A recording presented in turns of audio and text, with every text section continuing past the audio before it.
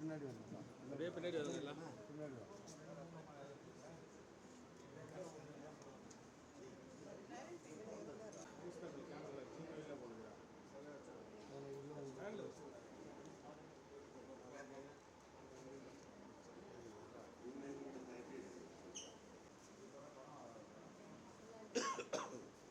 Evening 90 போட்டால் வராது.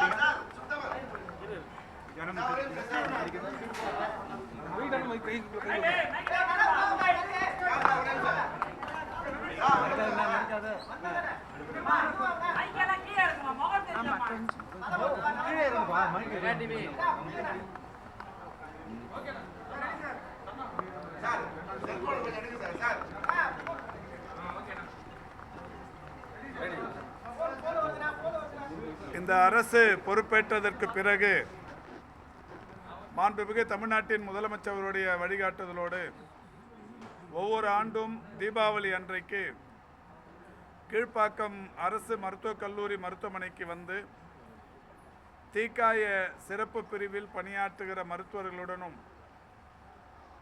மருத்துவம் சார்ந்த களப்பணியாளர்களுடனும் கலந்துரையாடி விபத்தில் பாதிப்புக்குள்ளானவர்களை பார்த்து ஆறுதல் சொல்லி அவர்களுக்கு அளிக்கப்படுகிற சிகிச்சை முறைகளை கேட்டறிந்து செல்வது என்பது தொடர் வாடிக்கையாக இருந்து வருகிறது. அந்த வகையில் இந்த ஆண்டும் கீழ்ப்பாக்கம் அரசு மருத்துவக் கல்லூரி மருத்துவமனைக்கு வந்து இங்கே சிகிச்சை பெற்று வருபவர்களை நேரில் பார்த்து ஆறுதல் சொல்லியிருக்கிறோம். மாண்புமிகு தமிழ்நாட்டின் முதலமைச்சர் அவர்கள் ஒவ்வொரு தீபாவளிக்கு முன்னாலேயும் பட்டாசு வெடிப்பதினால் பாதுகாப்பற்ற முறைகளில் பட்டாசுகள் வெடிப்பதினால் ஏற்படுகிற பாதிப்புகள் குறித்து விழிப்புணர்வும் எடுக்கப்பட வேண்டிய முன்னெச்சரிக்கை நடவடிக்கைகள் குறித்தும் அரசின் பல்வேறு துறைகளின் சார்பில் எடுத்துரைக்க வேண்டும் என்றும் விழிப்புணர்வு நிகழ்ச்சிகளை நடத்திட வேண்டும் என்றும் அறிவுறுத்தி இருக்கிறார்கள். அந்த வகையில் ஒவ்வொரு ஆண்டும் காவல்துறை, தீயணைப்புத்துறை, மாசு கட்டுப்பாட்டு வாரியம் போன்ற பல்வேறு துறைகள் இதற்கான விழிப்புணர்வை ஏற்படுத்தி வருகிறது. மக்கள் நல்வாழ்வுத்துறையை பொறுத்தவரை நம்முடைய மாண்புமிகு முதல்வர் அவருடைய அறிவுறுத்தலுக்கு ஏற்ப அனைத்து மருத்துவக் கல்லூரி மருத்துவமனைகளிலும், மாவட்ட அரசு தலைமை மருத்துவமனைகளிலும், வட்டார மருத்துவமனைகளிலும் தீபாவளிக்கு என்று பிரத்யேக தீக்காய சிறப்பு சிகிச்சை வார்டுகள் எல்லா இடங்களிலும் தொடங்கப்பட்டிருக்கிறது. குறிப்பாக மருத்துவக் கல்லூரி மருத்துவமனைகள் 36லும் தலா 20 படுக்கைகள் வீதம் தீவிர சிகிச்சை பிரிவுக்கான தீக்காய பிரிவு வார்டுகள் தொடங்கப்பட்டிருக்கிறது. அந்த வகையில் கடந்த வாரம் நானும் நம்முடைய டிஎம்இ அவர்களும் இந்த கல்லூரியின் முதல்வர் அவர்களும் 20 படுக்கைகள் கொண்ட வெண்டிலேட்டர் வசதியுடன் கூடிய அந்த வார்டுகள் ஆண்களுக்கு என்று பெண்களுக்கு என்று தனித்தனியே 2 வார்டுகள் தொடங்கி வைத்தோம். நேற்றிலிருந்து தீபாவளி கொண்டாட்டங்கள் தமிழ்நாடு முழுவதிலும் தொடங்கி பட்டாசு வெடித்ததினால் ஏற்பட்ட விபத்துகளில் தமிழ்நாடு முழுவதிலும் சிகிச்சைக்காக மருத்துவமனைகளுக்கு வந்தவருடைய எண்ணிக்கை 89 பேர். 89இல் 41 பேர் சிகிச்சை பெற்று நலமுடன் இல்லம் திரும்பி இருக்கிறார்கள். ஒரு 48 பேர் இன்றைக்கு சிகிச்சை பெற்று வருகிறார்கள்.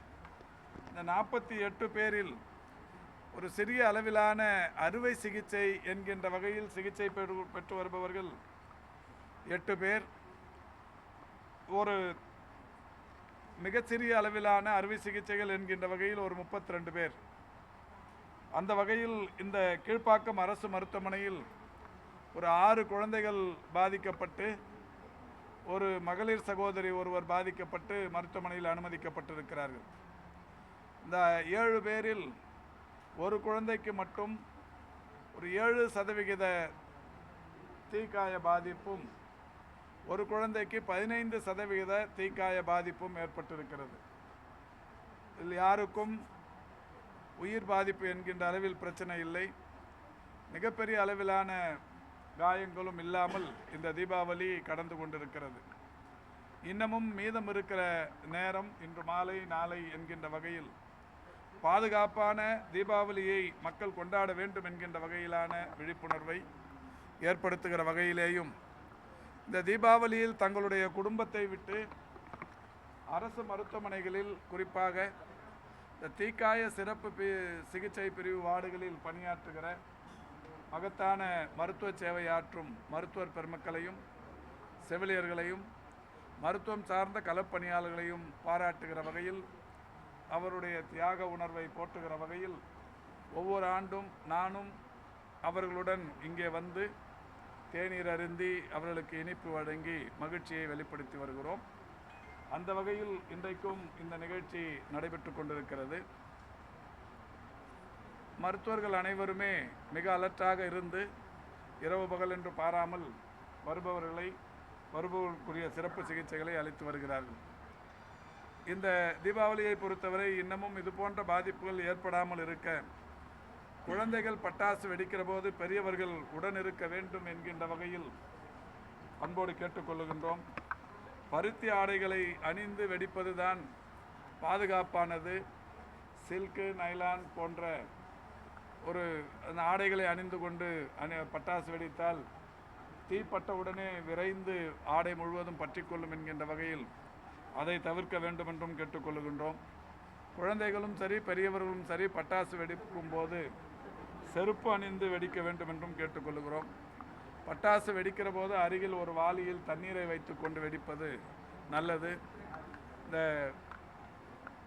வெடித்து முடித்த அந்த கம்பிகளை சூடான அந்த கம்பிகளை உடனடியாக அந்த தண்ணீரில் போடுவதற்கு அது ஏதுவாக இருக்கும். அதேபோல் காற்றோட்டத்தில் நின்று பட்டாசுகளை வெடிப்பது என்பது நல்லது. இடைவெளி விட்டு பட்டாசு வெடிக்க வேண்டும். ராக்கெட் போன்ற பட்டாசுகளை வெடிக்கும் போது அதை கீழே படுக்க வைத்து சாய்வு நிலையில் வெடிக்க வைக்கக்கூடாது. அதாவது நேர்நிலையில் வைத்துத்தான் அவைகளை வெடிக்க வேண்டும். இப்படி பல்வேறு வகைகளிலான விழிப்புணர்வை தொடர்ந்து ஒவ்வொரு தீபாவளியிலும் அரசின் நிர்வாகத்துறைகள் விழிப்புணர்வை ஏற்படுத்துகிறது. அந்த வகையில் இந்த தீபாவளியும் மிகப்பெரிய அளவிலான பாதிப்புகள் இல்லாத, மிகப்பெரிய அளவிலான உயிரிழப்புகளும் இல்லாத, விபத்தில்லாத தீபாவளியாய் இது கொண்டாடப்பட வேண்டும் என்கின்ற வகையில் அரசு எடுத்த நடவடிக்கைகள் இன்னமும் தொடர்ந்து கொண்டிருக்கிறது.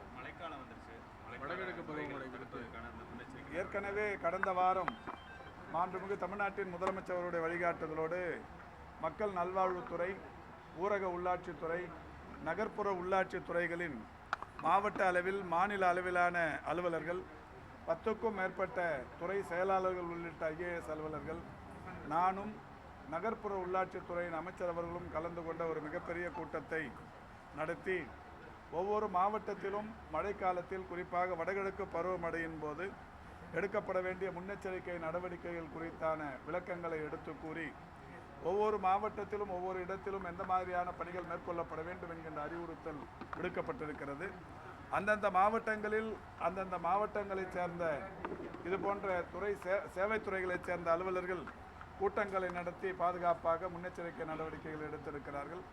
நம்முடைய DME அவர்கள் இந்த கூட்டத்தில் சொன்னதைப் போல எல்லா மருத்துவக் கல்லூரி மருத்துவமனைகளிலும் இன்றைக்கு மாவட்ட அரசு மருத்துவமனைகளிலும் கடந்த காலங்களில் எங்கே எல்லாம் அதிகப்படியான மழை பொழிவுக்கு மழைநீர் கல்லூரிகளையும் மருத்துவமனைகளையும் பாதிப்புக்குள்ளாக்கியதோ அந்த இடங்களிலெல்லாம் இப்போது நடவடிக்கை எடுக்கப்பட்டிருக்கிறது. குறிப்பாக ராயப்பேட்டை அரசு மருத்துவமனையில் கடந்த 2-3 ஆண்டுகளாக மழைக்கு தண்ணீர் தேங்குவது என்பது இருந்தது. அதற்கு காரணம் அங்கே ஒரு மெட்ரோ ரயில் பணி நடைபெற்று கொண்டிருக்கிற காரணத்தினால் அங்கே ஏற்கனவே இருந்த மழைநீர் வடிகால் துண்டிக்கப்பட்ட நிலையில் அந்த மருத்துவமனைக்கு தண்ணீர் புகுவது இயல்பாக இருந்தது. இப்போது அது சரி செய்யப்பட்டிருக்கிறது. தூத்துக்குடி மருத்துவமனையில் கடந்த 2 ஆண்டுகளுக்கு முன்னால் பெய்த மிகப்பெரிய பாதிப்பின் போது தூத்துக்குடி மருத்துவமனை, ஏரல் போன்ற பகுதிகளில் இருந்த மருத்துவமனைகள்லாம் பெரிய பாதிப்புக்குள்ளானது. அப்பொழுது மிகப்பெரிய அளவிலான அந்த கிளவுட் பஸ்ட் என்று சொல்லக்கூடிய அளவிலான மழை பாதிப்பு. அதைத் தொடர்ந்து இந்த ஆண்டுமே தூத்துக்குடியில் பெரிய அளவில் ஒரே நாளில் மிகப்பெரிய மழை பொழிவு. அப்போதும் கூட வந்த அந்த சிறிய பாதிப்பு உடனடியாக போக்கப்பட்டிருக்கிறது. இப்பொழுது மருத்துவமனைகளிலும் மணல் மூட்டைகள் போன்ற பல்வேறு வசதிகளும் ஏற்கனவே எங்கே எல்லாம் மழைநீர் தேங்கியதோ அங்கே எல்லாம் மாவட்ட ஆட்சி நிர்வாகமும் பொதுப்பணித்துறையும் இணைந்து அந்த பாதிப்புகளை சரி செய்திருக்கிறது.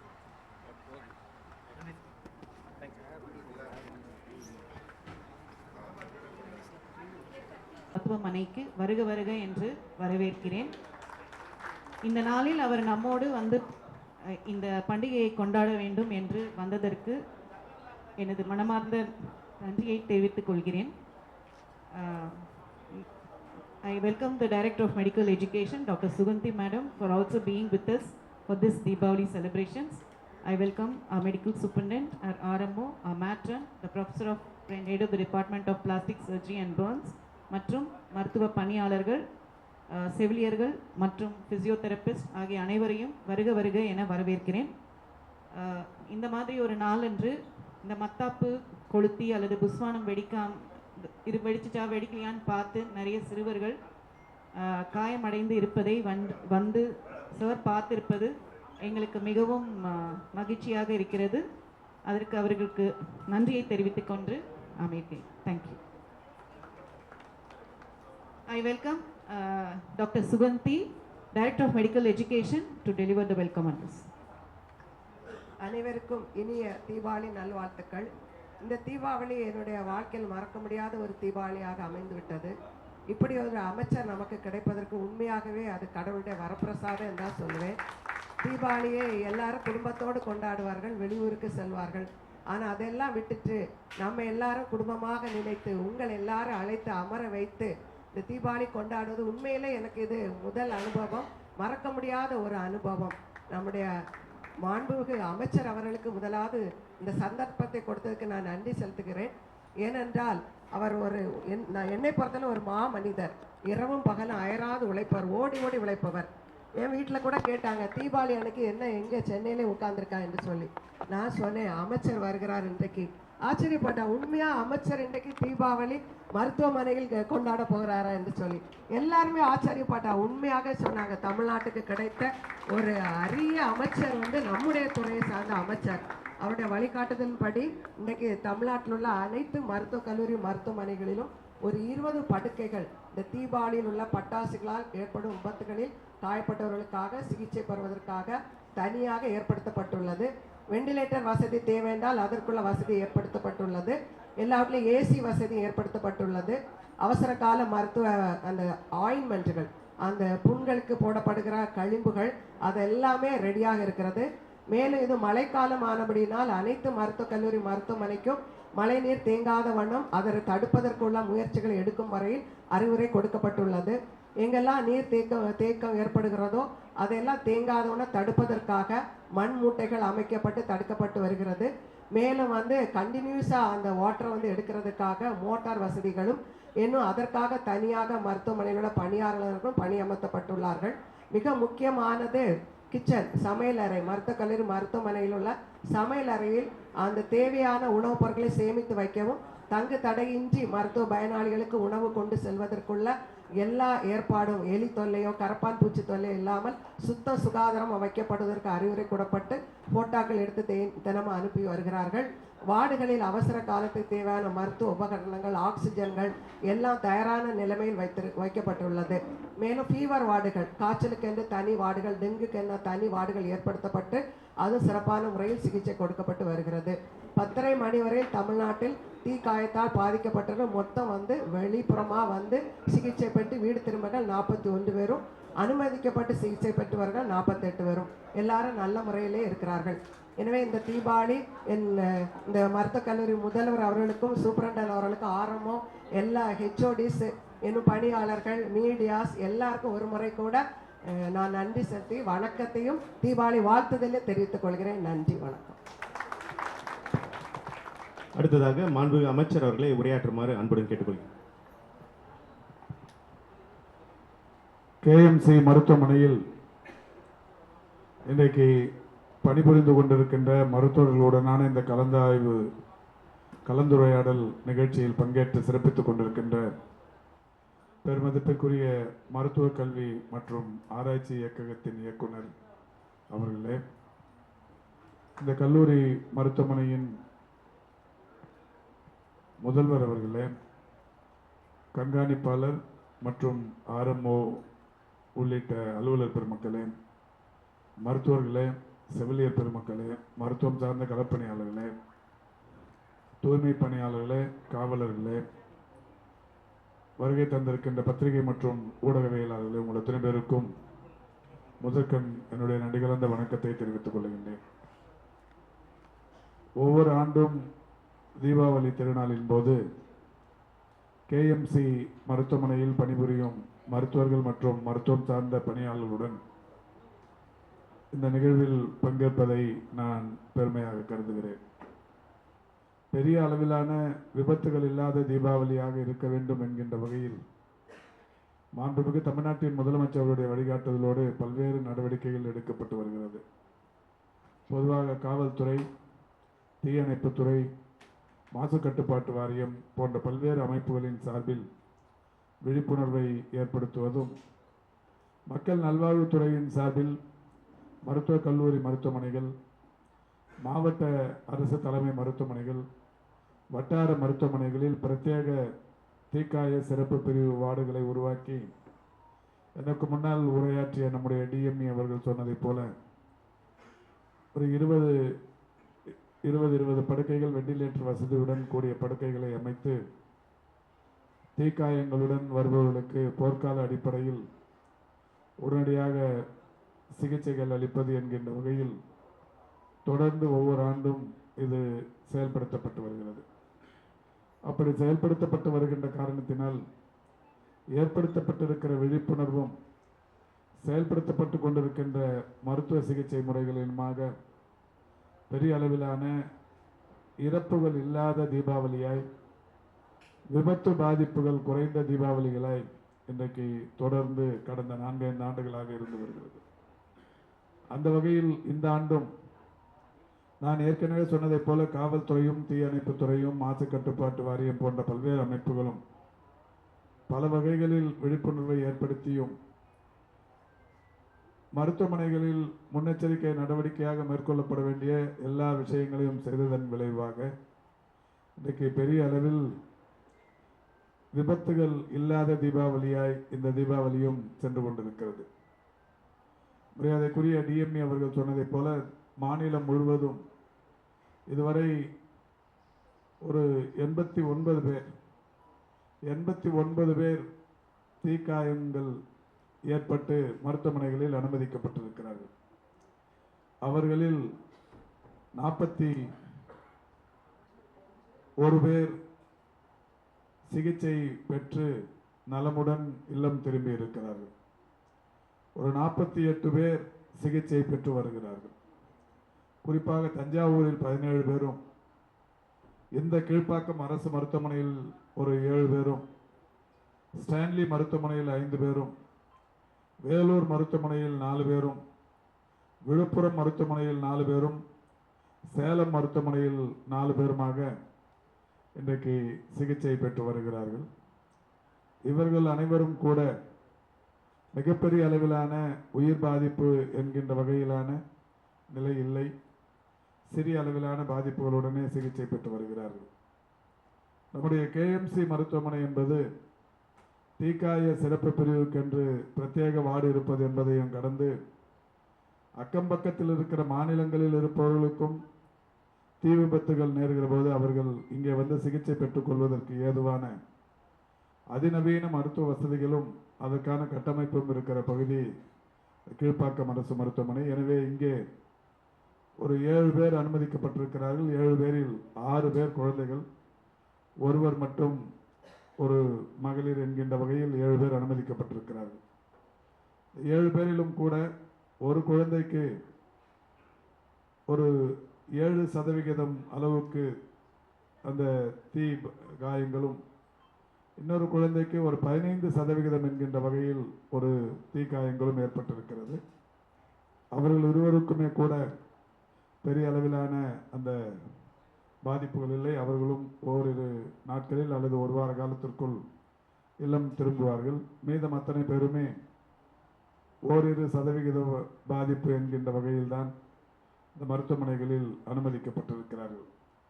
எனவே இந்த நிலை இன்று முழுவதும் தொடர வேண்டும், நாளையும் இது நீடிக்க வேண்டும் என்கின்ற வகையில் பொதுமக்களுக்கு விழிப்புணர்வை ஏற்படுத்துவதற்குத்தான் இந்த நிகழ்ச்சி பயன்படும் என்று நான் கருதுகிறேன். பொதுவாகவே இங்கே கூட விபத்தில் தீக்காய விபத்து ஏற்பட்டு 2 குழந்தைகள் அனுமதிக்கப்பட்டிருக்கிறார்கள். 2 பேருமே அண்ணன் தம்பி என்கின்ற வகையில் 2 குழந்தைகள்.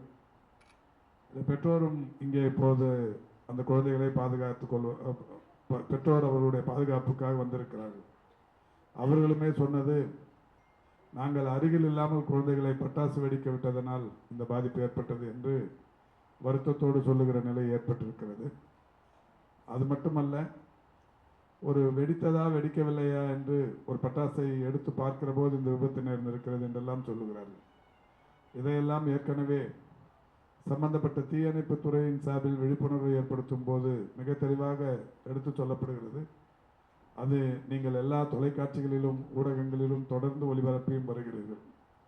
எனவே பட்டாசு வெடிக்கும் போது மிக பாதுகாப்பாக கண்கள் திறந்த நிலையில் இருக்காமல் கண்ணாடி போட்டுக்கொள்வது, பட்டாசு வெடித்தவுடன் அந்த கம்பிகளை உடனடியாக ஒரு தண்ணீர் நிரம்பிய வாளியை பக்கத்தில் வைத்து கொண்டு வெடிப்பது, நிறைய பாதுகாப்பு நெறிமுறைகளை விதிமுறைகளை சொல்லியிருக்கிறார்கள். அவற்றை தொடர்ந்து கடைபிடித்தால், குழந்தைகள் வெடிக்கும் போது பெற்றோர் உடன் இருப்பது, இந்த மாதிரி நிறைய விஷயங்களை தொடர்ந்து கண்காணித்தால் இந்த விதமான சிறிய பாதிப்புகள் கூட எதிர்காலத்தில் நிகழாமல் இருக்கும்.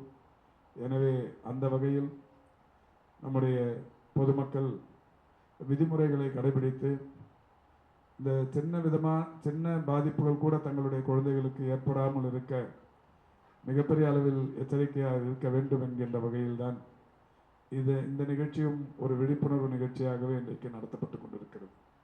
எனவே எஞ்சிய இந்த ஒரு நாள் தீபாவளி முடிகிற வரையில் பாதுகாப்பான தீபாவளியாக இந்த தீபாவளியை நாம் கடந்து செல்ல வேண்டும் என்கின்ற வகையில் அனைவருக்கும் வேண்டுகோள் விடுக்கிறோம்.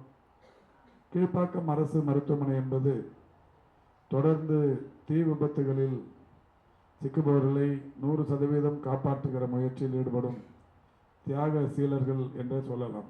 மருத்துவர்களாக இருந்தாலும், மருத்துவம் சார்ந்த களப்பணியாளர்களாக இருந்தாலும், இங்கே பணியாற்றுபவர்களுக்கு ஒரு மிகப்பெரிய அளவிலான ஒரு தியாக உணர்வு இருக்கிறது.